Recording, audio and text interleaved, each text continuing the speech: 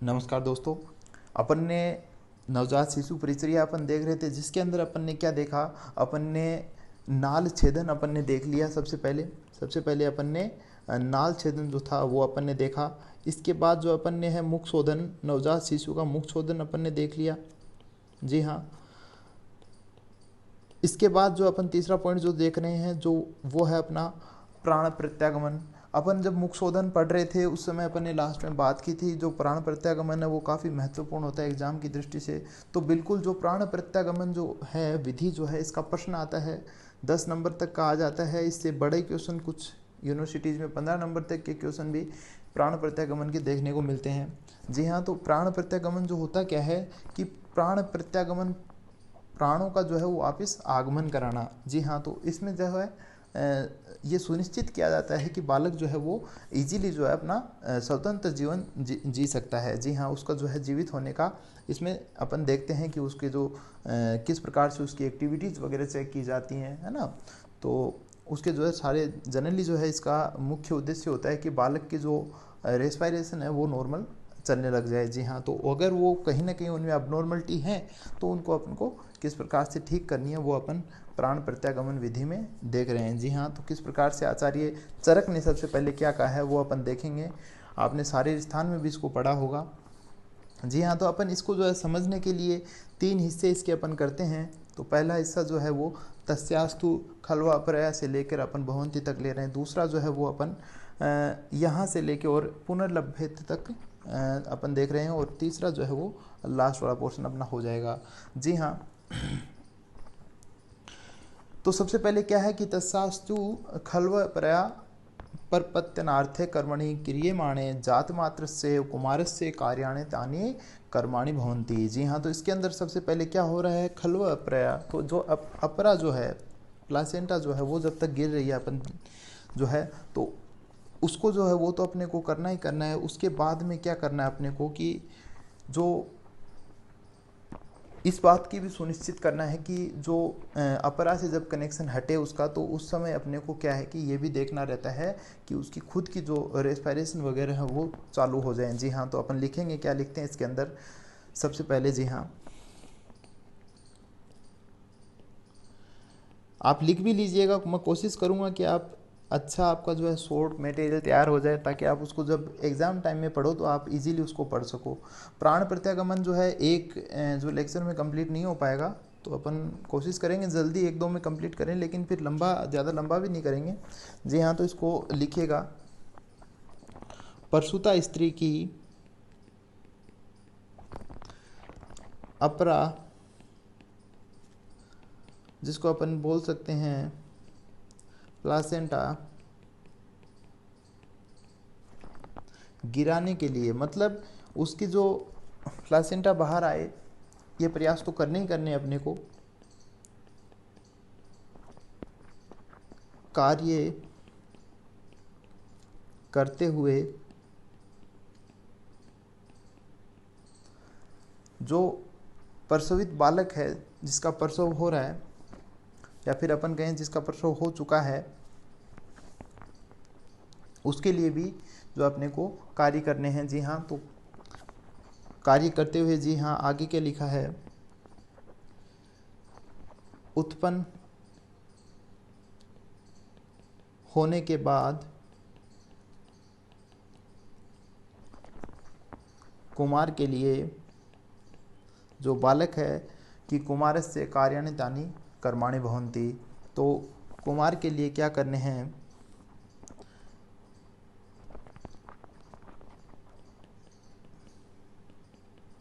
निम्न लिखे थे,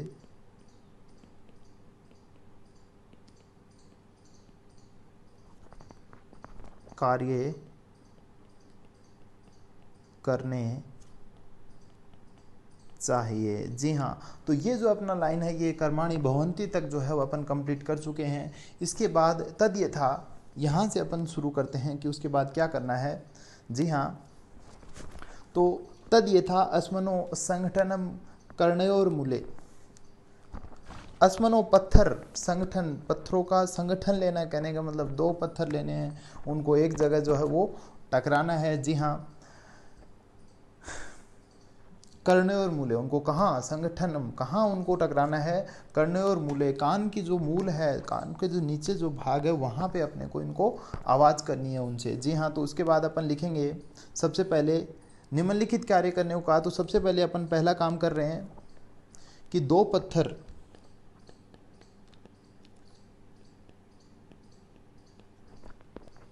के टुकड़ों या फिर अपन कहें टुकड़े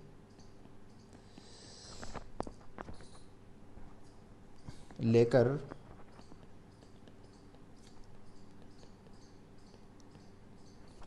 बालक के कान के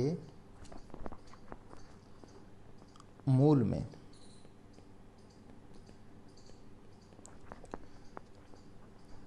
बजाना चाहिए, है ना। तो कान के पास जो है वो अपने को दो पत्थर बजाने हैं। जी हाँ, जिससे उनको क्या है कि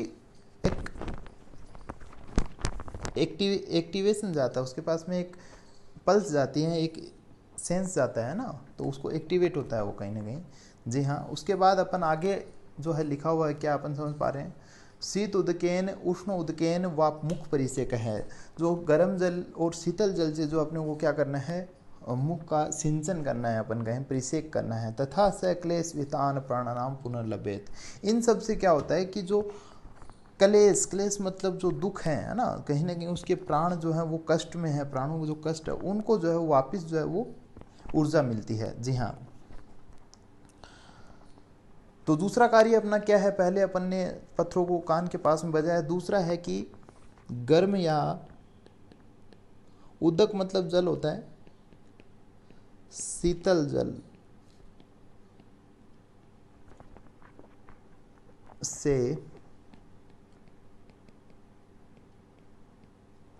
बालक के मुख पर सिंचन करना चाहिए, सिंचन करना चाहिए।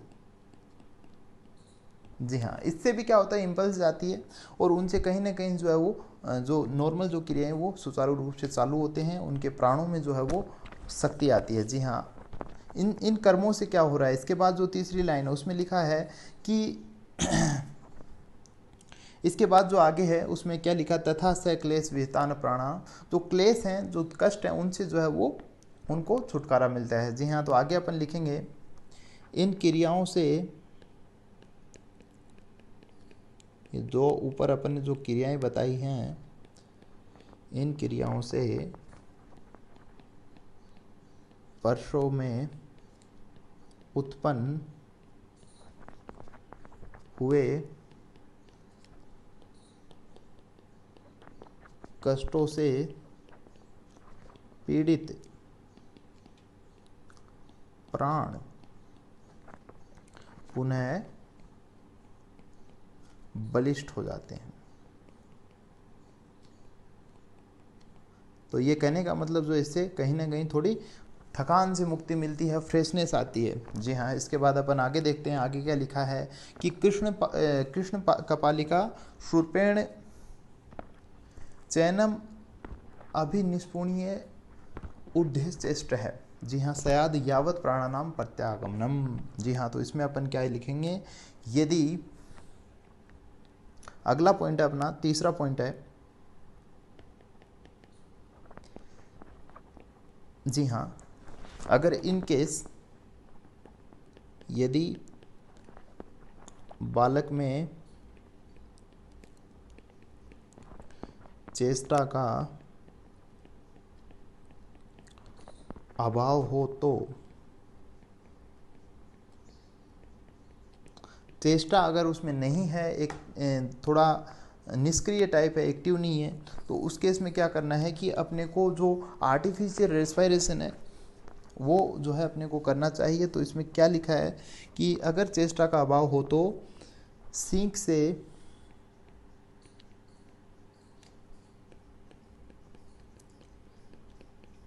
निर्मित सूप के द्वारा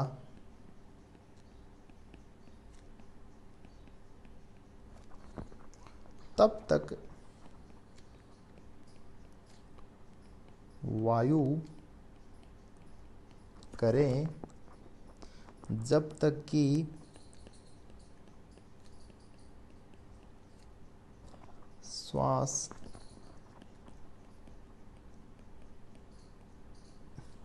प्रश्वास एवं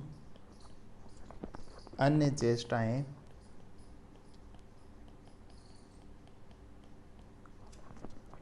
सामान्य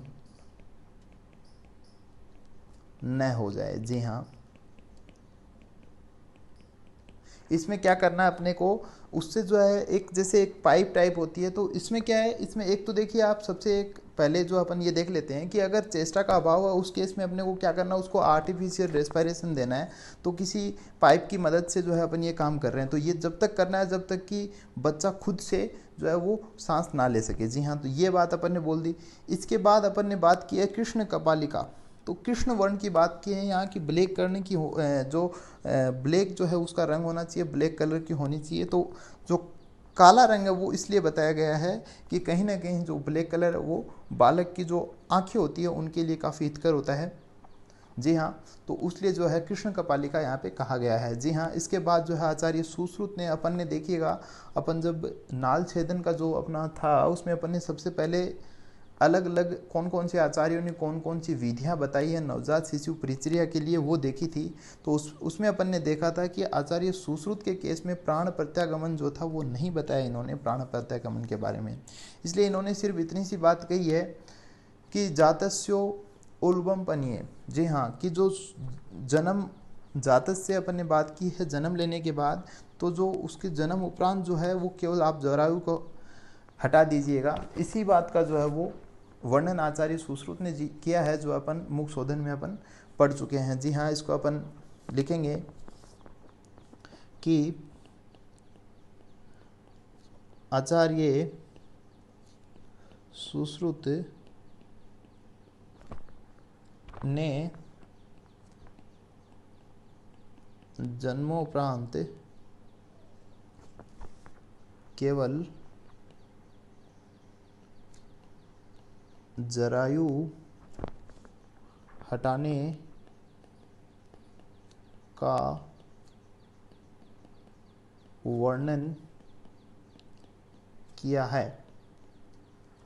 जी हाँ, तो ये जो है आचार्य सुश्रुत ने ये यहाँ पे इसलिए लिखा गया ताकि आपको याद आए कि आचार्य सुश्रुत ने जो है वो प्राण प्रत्यागमन नहीं बताया है। जी हाँ, इसके बाद अपने आचार्य वाग्भट और रह जाते हैं, उनकी भी अपन यहाँ पे ज़रूर बात करेंगे। हालांकि अपन श्लोक नहीं देखेंगे क्योंकि ऑलरेडी अपन देख चुके हैं। और आचार्य वाग्भट ने जो है वो आचार्य चरक को हूबहू काफ़ी हद तक, है ना, काफ़ी हद तक जो है वो कॉपी पेस्ट किया है। वही बातें, मतलब कहने का मतलब वही बातें आचार्य वाग्भट ने भी बताई है। इसलिए अपन जो है वो श्लोक नहीं देख रहे हैं, लेकिन उन्होंने कौन सी बात बताई है या फिर उन्होंने कुछ अतिरिक्त बताया हो वो अपन ज़रूर देखेंगे। जी हाँ,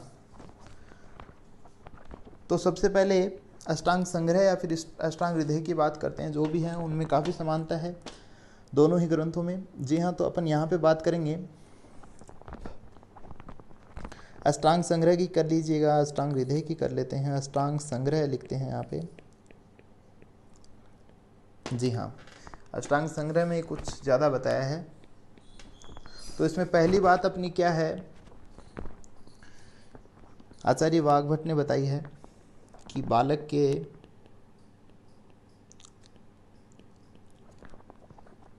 उलवा को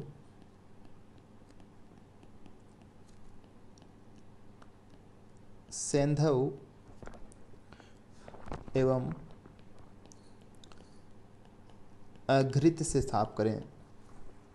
तो लाजमी है कि अपन ये कल जो पहले जो अपन ने पढ़ा है मुख शोधन, उसमें भी अपन देख चुके हैं।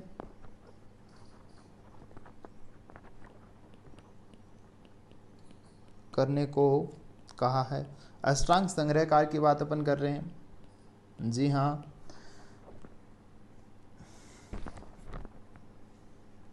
इसके अलावा एक विशिष्ट बात ये बताई है कि जो प्रसव क्लेश है, प्रसव के कष्ट हैं, उनकी बात अपन ने अभी जस्ट बात की थी आचार्य चरक ने, तो उन्होंने तो बताई थी दो बातें बताई थी उन्होंने, अपन ने देखी अभी जस्ट ऊपर। तो एक तो पत्थरों की टकराने की, और दूसरी जो बात है वो शीत और उष्ण जो जल था उससे जो है परिसेक की बात की थी। उससे जो है वो प्रसव क्लेश है, उससे जो है अपने को थोड़ी आराम मिलता है, फिर अपन कहें उससे जो प्राण जो है वो बलिष्ठ होते हैं। आचार्य वाग्भट ने या फिर अपन कहें अष्टांग संग्रहकार ने क्या कहा है कि प्रसव क्लेश से पीड़ित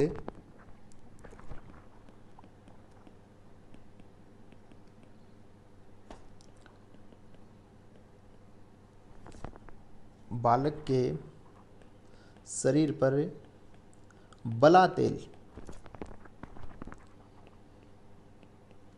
तेल से मालिश करने का बताया है। जी हाँ, बिल्कुल। इसके बाद जो आचार्य चरक ने बात कही है वो भी अष्टांग संग्रहकार ने कही हैं। जी हाँ, बालक के कर्ण मूल पर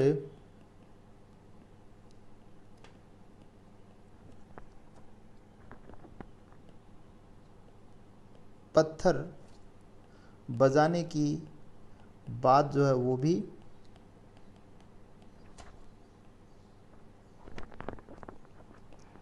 कही है। जी हाँ, इसके बाद जो है मुख्य पॉइंट्स यही हैं, इन्हीं के बारे में लगभग इन्होंने एक मंत्र और बताया था कि अंगाद अंगाद करके ऐसे पूरा श्लोक है, तो वो उन्होंने कहा था कि वो भी बालक के कान में जो है वो कहना चाहिए। तो इस प्रकार की बात भी आती है, तो वो अपन यहाँ पे नहीं कर रहे हैं। आचार्य अपने जो महत्वपूर्ण आचार्य सुश्रुत और आचार्य चरक, वो ही अपने सिलेबस वाइज भी काफ़ी महत्वपूर्ण रहते हैं। इसको अपन कहीं ना कहीं जरूर अपन देख रहे हैं शॉर्टली। जी हाँ, फिर काफ़ी लंबा चला जाता है कार्यक्रम अगर अपन सभी आचार्यों को डिटेल से पढ़ते हैं तो। इसके बाद अपन बात करेंगे अष्टांग संग्रह की, थोड़ी सी और बात करेंगे अपन। तो उन्होंने क्या बताया है कि अगर अत्यंत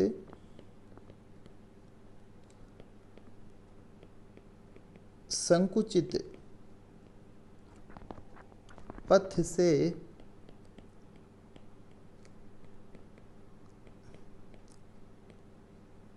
गर्भस्थ शिशु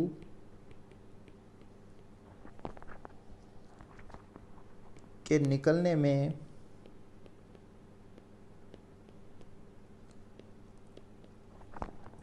हुए कष्ट के कारण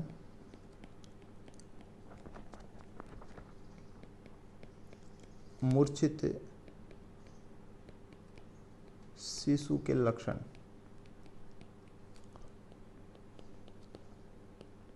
जी हाँ, तो उन्होंने कहा है कि अगर संकुचित पथ है, जनरली क्या होता है कि जो फर्स्ट डिलीवरी होती है उस केस में ज़्यादा देखने को मिलता है कि जो अपन समझते हैं कि जो योनि द्वार से जब बालक बाहर आता है तो उस केस में जो है काफ़ी जकड़ जाता है, तो उस केस में जो है मूर्छित हो जाता है बालक। तो उसके कौन कौन से लक्षण होते हैं? जी हाँ, तो सबसे पहले अति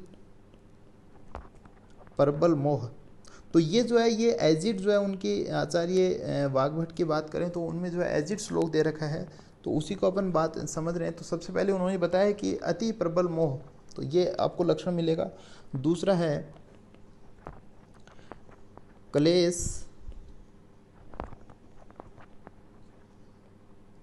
अनुरूप रोदन में असमर्थ, ये दूसरी बात उन्होंने बताई है। जी हाँ, कि रुजा उन्होंने इस्तेमाल किया है, रुजा कि रुजा के अनुरूप जो है वो रोदन नहीं कर पा रहे, जितना कष्ट हो रहा है उसके हिसाब से बालक रो नहीं पाता है। उतना रोना अपन समझते आवश्यक होता है बालक का, वो ये सुनिश्चित करता है कि उसके जो श्वास प्रश्वास की जो क्रियाएं हैं वो सुचारू रूप से चल रही हैं। तीसरी बात अपन कर रहे हैं, शरीर की धातुएं अव्यवस्थित रहती हैं।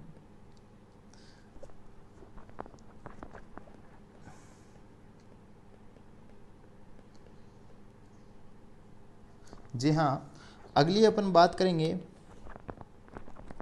कर वसन शयन संसर्ग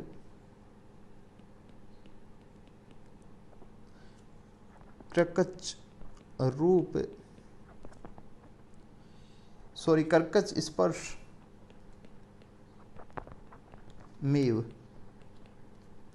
जी हाँ, तो अपन ने बात की कर वसन शयन संसर्ग कर्कच स्पर्श मेव।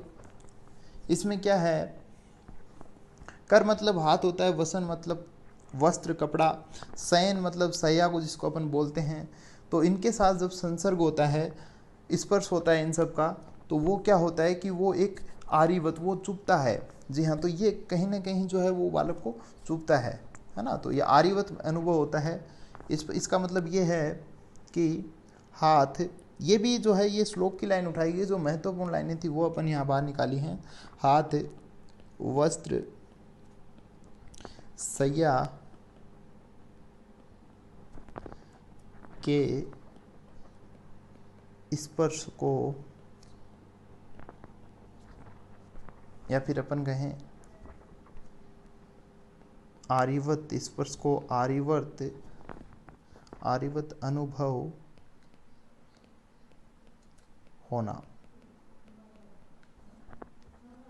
जी हाँ, इसके बाद अपन अगला पॉइंट अपना इसके अंदर लेते हैं, काफ़ी महत्वपूर्ण है। पुनरीयु मरणम अनुभवतो लिए मान संगे।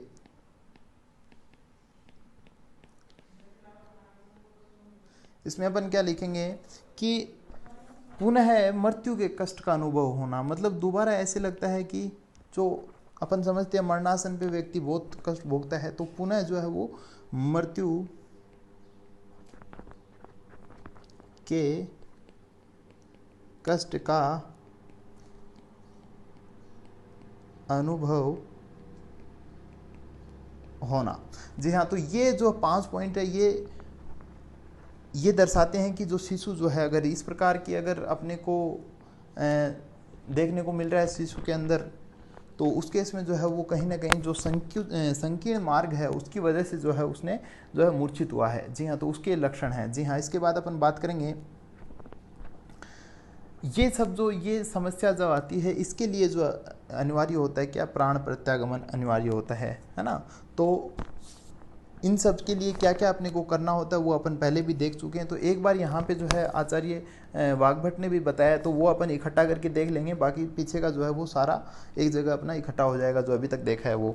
जी हाँ, तो ये जो 5 अपने को लक्षण बताए गए हैं, इनसे निपटने के लिए जो है प्राण प्रत्यागमन जो विधि है उसको अपनाया जाता है। जी हाँ, तो अपन लिखते हैं कि इन्हीं कष्टों से मुक्त होने के लिए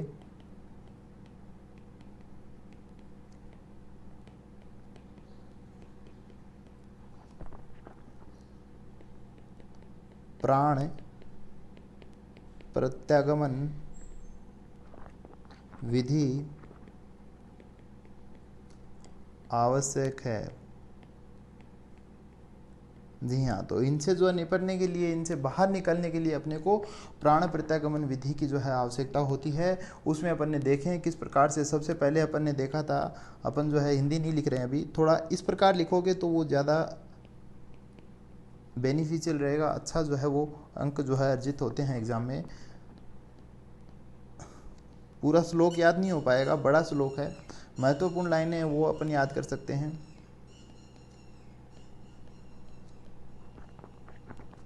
सबसे पहले है अस्मनो संगठनम कर्णयोर मूले।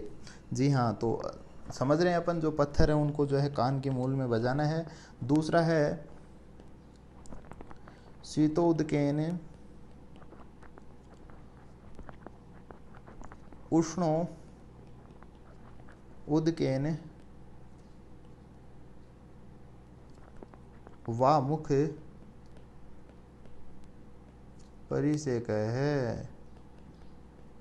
जी हाँ, मुख का सिंचन करना है गर्म या शीतल जल से। तीसरी जो अपन बात करेंगे, कृष्ण कपालिका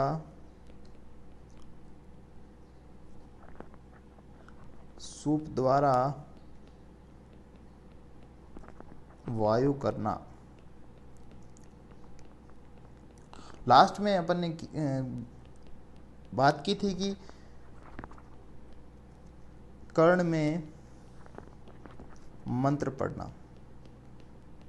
जी हाँ, तो अंगाद अंगाद करके एक पूरा श्लोक आता है जो कि शिशु के कर्ण में पढ़ना होता है, जिससे उसमें जो है वो प्राणों की वापसी होती है। ये अपन देखते हैं जो कृष्ण की मैंने बात बताई थी आपको, जो कृष्ण वर्ण जो होता है वो शिशु के नेत्रों के लिए लाभदायक होता है। ये अपन लिख देते हैं, जो कृष्ण कपालिका है यहीं पे कृष्ण वर्ण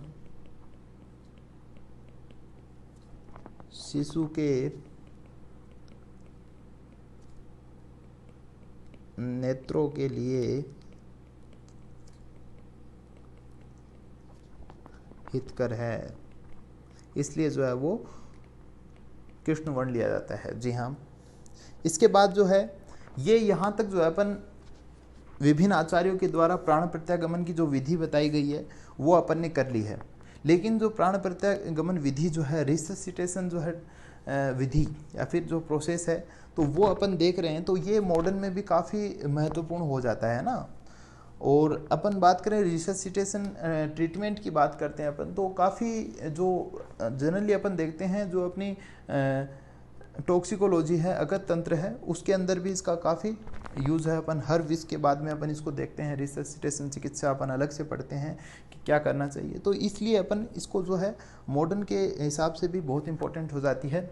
जी हाँ, तो इसको जो है यहाँ तक जो है आयुर्वेद पोर्शन कंप्लीट हो चुका है। इसके बाद अपना जो स्टार्ट करेंगे मॉडर्न पोर्शन थोड़ा शुरू करेंगे आधुनिक दृष्टि से।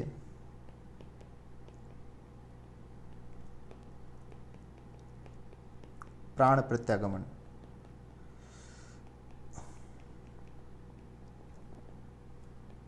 विधि।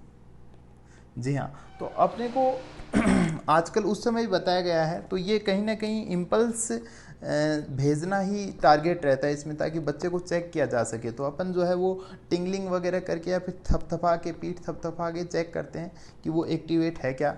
तो उस केस में जो है वो उसके अलग अलग जो है वो किए जाते हैं, उसके टेस्ट किए जाते हैं। तो उसके लिए सबसे पहले जो है आधुनिक दृष्टि की बात करते हैं, तो उसके लिए सबसे पहले अपने को अपगार स्कोर देखना बहुत ज़रूरी होता है।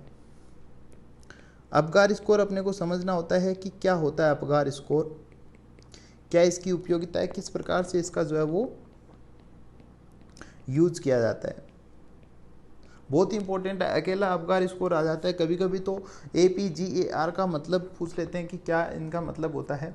जी हाँ, तो सबसे पहले इसकी जो आपको टेबल मिल जाएगी आपकी बुक्स में, बना सकते हैं। यहाँ से बनाएंगे तो क्या होगा कि एक बार जो है वो रिवीजन हो जाएगा, याद करने में आसानी होगी। जी हाँ, सबसे पहले अपन जो है APGA और R अपन लिख लेते हैं कि इनका क्या मतलब होता है। जी हाँ, तो A का मतलब होता है अपीयरेंस, A का मतलब होता है अपीयरेंस होता है, ठीक है। P का मतलब होता है pulse rate, pulse rate. G का मतलब होता है ग्रीमेस, ग्रीमेस होता है कि मसल्स आपकी कितनी टाइट रहती हैं या फिर कितना उनमें एक तो होता है कि एकदम लचीली सी होती हैं, जिसको अपन फ्लेसिड बोलते हैं ना, और एक टाइट रहती हैं। जी हाँ, तो जिसको अपन मसल टोन बोलते हैं ना। जी हाँ, इसके बाद इसको ग्रीमेस बोलते हैं या फिर इसको मसल टोन भी बोल सकते हैं, टोन। जी बिल्कुल। अगला जो है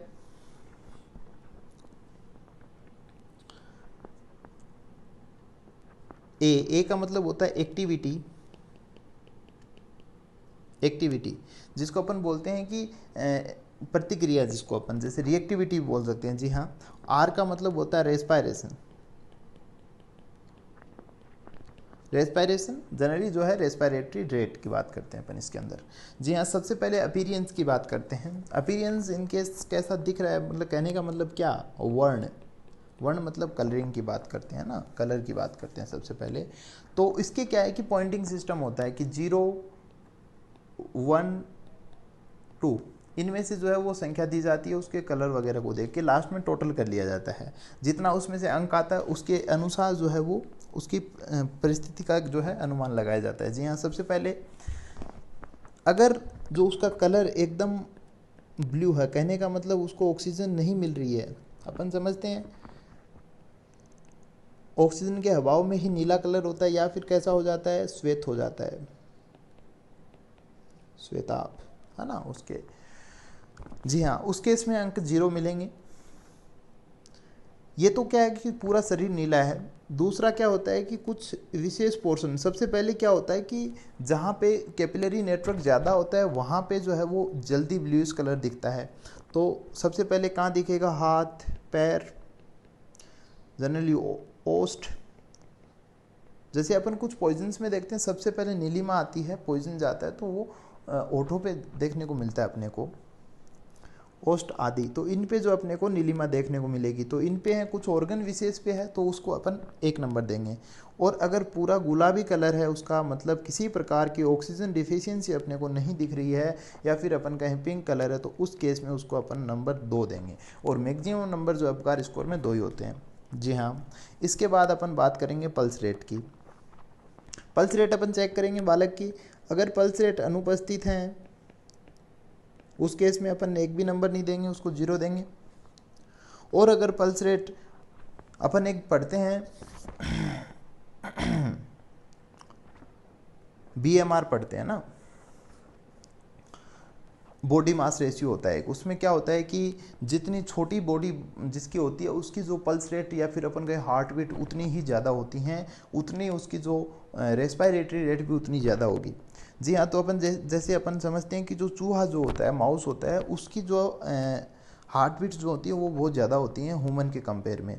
और हाथी को जितना बड़ा जानवर होगा उसकी हार्ट रेट, पल्स रेट वगैरह उतनी ही कम होंगी, उसकी रेस्पिरेटरी रेट भी उतनी ही कम होंगी। जी हाँ, इसीलिए अपन देखते हैं जैसे जैसे मनुष्य बड़ा हो जाता है उसकी जो है रेस्पिरेटरी रेट और हार्ट रेट जो है वो कम, धीरे धीरे कम हो जाती हैं। अपन नॉर्मली अंदाज़ा लगा लेते हैं जो शिशु होता है उसकी 100 से भी अबव हो जाती हैं।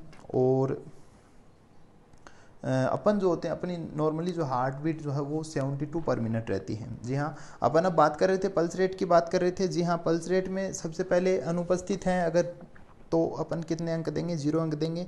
और अगर 100 तो होनी चाहिए, 100 से कम है, 100 पर मिनट से कम, उस केस में अपन क्या करेंगे, उस केस में अपन 1 नंबर देंगे। और 100 पर मिनट से अधिक है तो उसमें अपन ओके है, उसको अपन 2 नंबर देंगे। जी हाँ, इतना अपन समझ पा रहे हैं। जी की बात करेंगे तो अपन बात कर रहे थे टोन कैसी है, मसल्स कितनी, अपन ने कहा था कि ढीली ढाली, मतलब फ्लेसिड अपन जिसको बोलते हैं। जी हाँ, तो सबसे पहले फ्लेसिड जो होती हैं वो डेड बॉडी में रहती हैं ना, जिनमें कोई एक्टिविटी अपने को ना दिखे।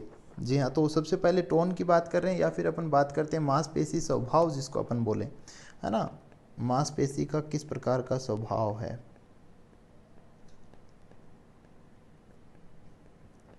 जी हाँ, मांसपेशी स्वभाव में सबसे पहले अपन देख पा रहे हैं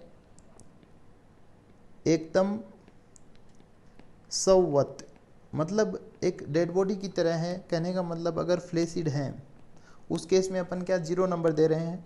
उसके बाद अगर थोड़ा बहुत उनमें टाइटनेस है, कुछ कड़ापन, उस केस में अपन उनको कितना दे रहे हैं, 1 नंबर दे रहे हैं। और इसके बाद अगला जो है वो ले रहे हैं अगर पूर्ण रूप से एक्टिवेट हैं, सक्रिय हैं, पूर्ण रूप से जो हाथ पैर हैं वो हिल रहे हैं,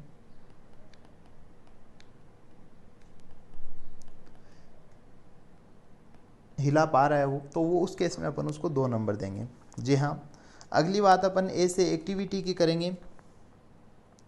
तो प्रतिक्रिया कैसी आ रही है, कहने का मतलब ये है कि मान लीजिए अपन ने कुछ ऐसा इम्पल्स दिया, उसको टिंगलिंग किया, कहीं थपथपाया उसको, तो उस केस में अगर वो शिथिल है, कुछ उसने नहीं किया है, कोई एक्टिविटी नहीं है, तो उस केस में क्या है, शून्य है, कहीं कोई एक्टिविटी नहीं है, अब अनुपस्थित है एक्टिविटी, उस केस में अपन उसको 0 नंबर देंगे। हल्की आ रही है, हल्की एक्टिविटी है, है ना, थोड़ा सा उन्होंने रिस्पॉन्स दिया है, 1 नंबर देंगे। और अगर चिल्ला रहा है, रोएगा बालक, और कुछ तो करेगा नहीं, रोएगा, तो अगर रो रहा है तो 2 नंबर अपन दे रहे हैं उसको। रेस्पिरेशन रेट की बात कर रहे हैं, अगर अनुपस्थित है तो अपन उसको 0 नंबर देंगे, कोई रेस्पिरेशन उसमें नहीं है, 0 है। या फिर हल्की है, हल्की थोड़ी थोड़ी श्वसन गतियाँ हैं, उस केस में अपन 1 नंबर देंगे। और अगर बच्चा रो रहा है तो वो ओके है ना। सबसे पहले जो रेस्पिरेशन का अंदाज़ा रोने से ही लगाया जाता है ना। जी हाँ, तो ये जो बातें हैं ये अपन ने अपगार के अंदर देख ली हैं। इसके बाद में जो जो इनमें परिस्थितियाँ जिस प्रकार से देखने को मिल रही हैं, उतने उतने नंबर उसमें दे दिए जाते हैं और साथ में जो है उसका टोटल कर दिया जाता है। अपगार स्कोर कोई एक बार करने का नहीं होता, इसको 5-5, 7-7 मिनट में जो है वो बार बार करते रहते हैं ना। जी हाँ, तो उससे जो है पता, बालक की जो परिस्थिति होती है उसका पता रहता है, और जो उसका रिजल्ट आता है उसके हिसाब से जो है वो उसके ऊपर जो है ट्रीटमेंट किए जाते हैं। जी हाँ, तो किस प्रकार से अपगार स्कोर जो है वो डिपेंड करता है किस प्रकार से। जी हाँ, तो अपन यहाँ पे श्वसन गति होता है, रेस्पिरेशन, श्वसन गति। हाँ, एक नाम और देखने को मिलेगा, जो अपन बात की थी कि जो 1 नंबर पहले पॉइंट में अपन ने अपीयरेंस में बात की थी कि जो नीलिमा जो आती है वो हाथ पैर ओष्ठ में आती है। कहने का मतलब जो जहाँ पे ऊपरी सतह होती है, मतलब स्किन बहुत पतली होती है, वहाँ पे अपने को नीलिमा देखने को मिलेगी। तो उसको जो है पेरीफेरी पे होता है, तो उसको पेरीफेरल साइनोसिस भी आपको देखने को नाम मिलेगा। साइनोसिस ब्लू कलर के लिए इस्तेमाल होता है, तो पेरीफेरल साइनोसिस बोलते हैं इस चीज़ को, है ना। जी हाँ, बात कर रहे थे कि कितना स्कोर आएगा, तो अपन उस परिस्थिति को क्या करेंगे, तो उसको अपन देख लेते हैं एक बार, उसके बाद जो है अपन आगे भी देखेंगे। जी हाँ, तो सबसे पहले स्कोर और उसका क्या परिणाम रहेगा। मान लो अपन ने टोटल किया है और टोटल करेंगे तो 5 हैं, ये 5 बिंदु हैं, अगर सब में 2-2 नंबर भी देंगे तो 10 आएंगे मैक्सिमम, ये अपने समझ में आ रहा है। तो चलो बात करेंगे अपन 8 से 10, तो हो सकता है 8 से 10 आ रहे हों, 1-2 में 1-1 नंबर भी आ जाएं, तो कोई बात नहीं है, वो सामान्य ही है। तो उसको अपन 8 से 10 में अगर आ रहा है तो उसको अपन नॉर्मल बेबी मान के चलते हैं। अगला है 5 से 7, इसको अपन हल्का श्वास अवरोध, थोड़ा बहुत श्वास अवरोध है। इसके अंदर क्या होता है कि हो सकता है थोड़ा बहुत कफ उसके अंदर कहीं फंसा हुआ हो, श्वास लेने में तकलीफ हो रही हो, सक्शन मशीन या फिर लेरिंगोस्कोप अगर हम आगे देखेंगे, इस प्रकार की कुछ मशीन हैं जिनका इस्तेमाल करके अपन इसको क्लियर आउट कर सकते हैं। 3 से 4 अगर अपने को मिल रहा है स्कोर, उस केस में मध्यम श्वास अवरोध है, मतलब हल्के से थोड़ा ज़्यादा।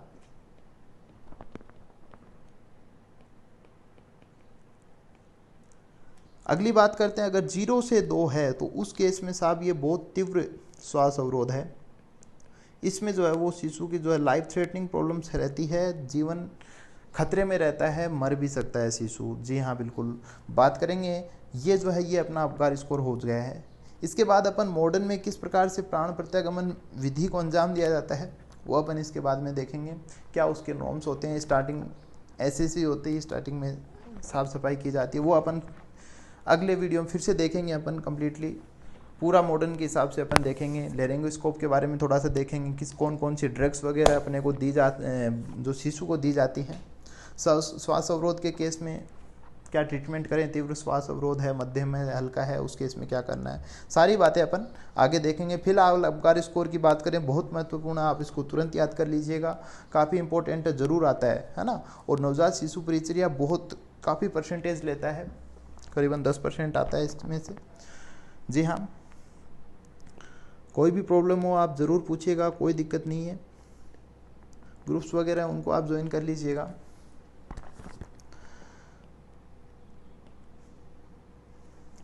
जी हाँ, बहुत बहुत धन्यवाद। डिस्क्रिप्शन आप टाइम पे विजिट करते रहा करें, डिस्क्रिप्शन में कभी कभी काफ़ी इंपॉर्टेंट न्यूज़ आती रहती हैं, वो आप देखते रहा करो, कोई दिक्कत नहीं है।